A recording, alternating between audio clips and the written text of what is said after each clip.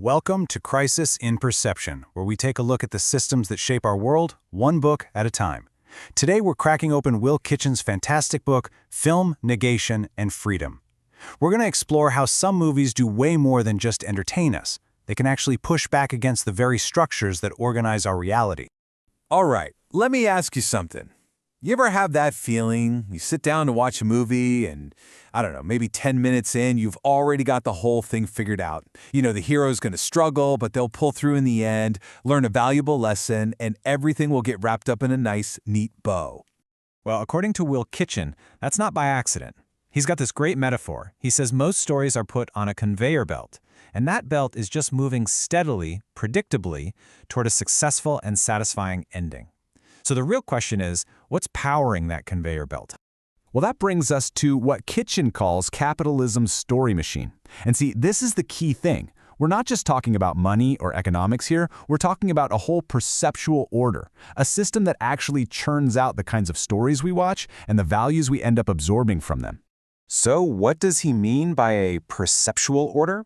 Well, it's a system that really values specific things. Being productive, getting results you can see, and achieving things you can measure.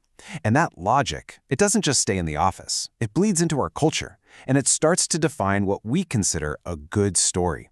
You know, a happy ending and upward mobility. They stop being just story elements and start feeling like a moral duty. Now, to really get this, Kitchen splits the screen world into two big categories. On one hand, you've got what he calls cinema. This is the stuff that happily rides that conveyor belt. It's all about action, heroes who win the day, and of course, guaranteeing entertainment that makes money. But then on the other side, you have what he calls film. And this is what happens when a story decides to step off the belt. You find it in the quiet moments, the interruptions, and the character who is just stuck and has no idea what to do next. And that simple act of stepping off the belt, of just stopping, that's what this section is all about, the art of refusal. This is where movies can get really powerful. And yeah, maybe a little bit political. The key term we need to know here is negation. So Kitchen defines negation as rejecting the whole system, that neat and tidy package. It's that exact moment when a movie just says no to the pressure to succeed. The main character's failure or their breakdown, it's not just a sad part of the plot anymore. It becomes the whole point. The breakdown is the critique. And this leads to a really powerful quote from the book. Kitchen writes that failure, like suffering, stillness, and doubt, is a more valuable political category than success, affirmation, or happiness. Why?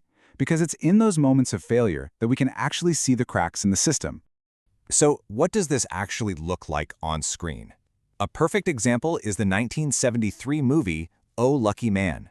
The main character, Mick Travis, he tries everything he can to play the game, to climb the ladder, to succeed.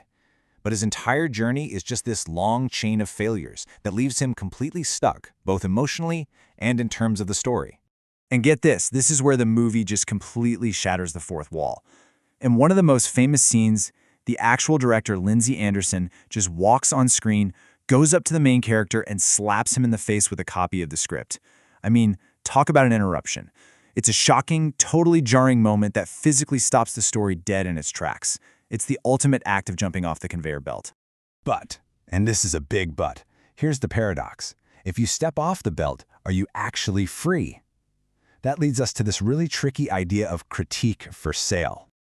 Let's go right back to that metaphor.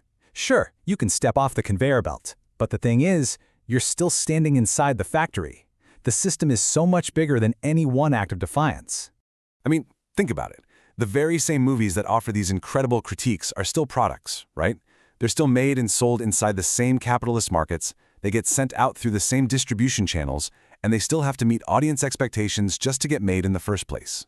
And that leads to the really mind-bending part. The system is so pervasive, so all-encompassing, that it can even take its own critique, package it up, and sell it back to us. Even the act of rebellion can become just another product. That's the paradox at the heart of all of this. So if we can't just critique our way out of the system, then what's the point?